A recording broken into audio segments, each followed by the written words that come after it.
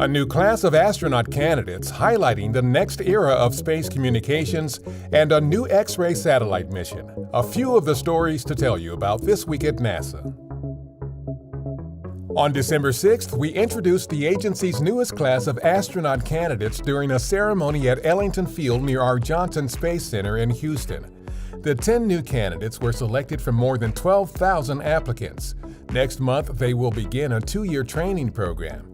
After that training is complete, they could be eligible for a variety of flight assignments, including Artemis missions on and around the Moon. For more details, visit nasa.gov/astronauts. On December 7th, NASA's Laser Communications Relay Demonstration, or LCRD, and a joint NASA-U.S. Naval Research Laboratory experiment on solar energetic particles rode to space on a Department of Defense mission from Cape Canaveral Space Force Station. LCRD aims to highlight the next era of space communications. It will demonstrate space-to-ground laser communications and will also receive and transmit data from an optical terminal that NASA will place on the International Space Station. The Imaging X-ray Polarimetry Explorer, or IXPE mission, launched December 9th on a SpaceX Falcon 9 rocket from our Kennedy Space Center in Florida.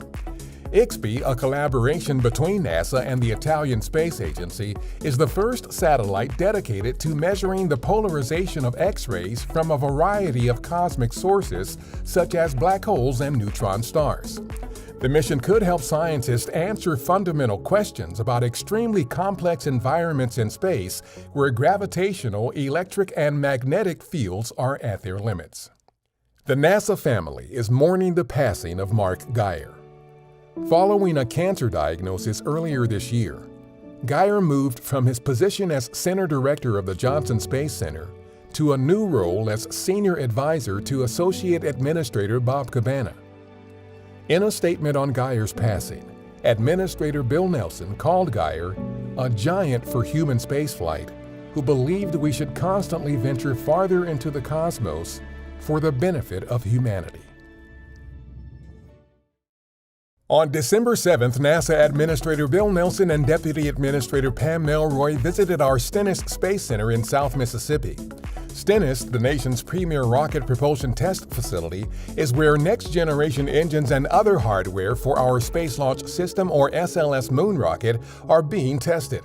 The next day, they toured the agency's Michoud Assembly Facility in New Orleans to see work being done in support of NASA's exploration missions.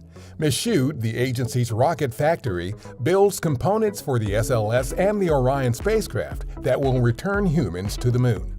On December 8th, a Russian Soyuz spacecraft carrying cosmonaut Alexander Misurkin of Roscosmos and 2 Japanese spaceflight participants launched to the International Space Station from Kazakhstan. The trio is scheduled to spend about 12 days on the orbital outpost before returning to Earth.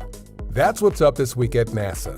For more on these and other stories, follow us on the web at nasa.gov/twan.